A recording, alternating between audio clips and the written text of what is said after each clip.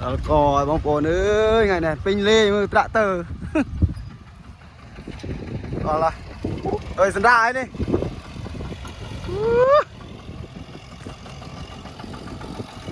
tạ tờ phong cô yun phong chân mà lên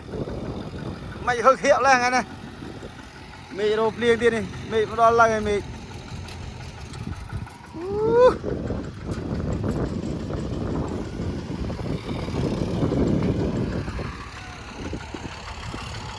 đây vẫn tha mồ hôi cò bóng bồn ơi đây đó mà mệt mà cả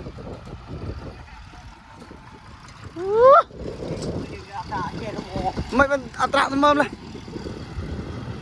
cò bóng bồn này tạ tơi chân này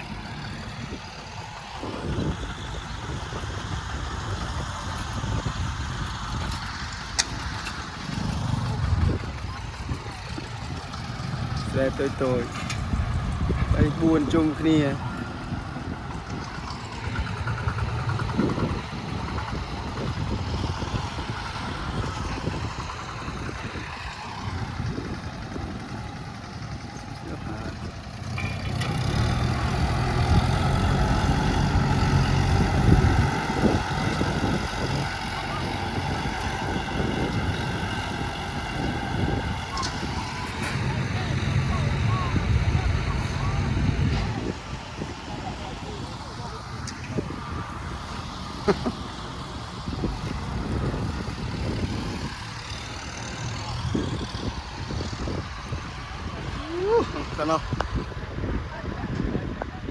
Ano kumian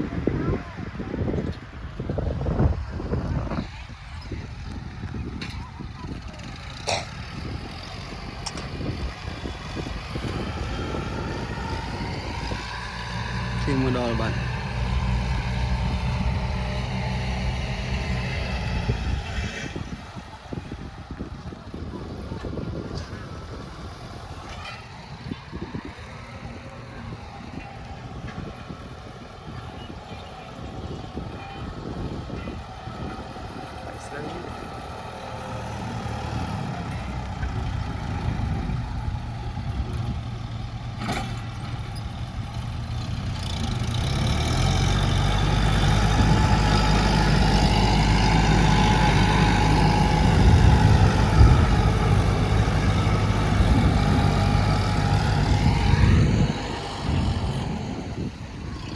biết không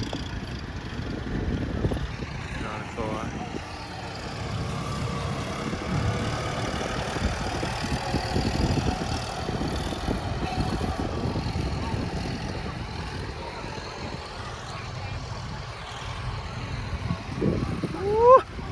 thì có nằm ban đây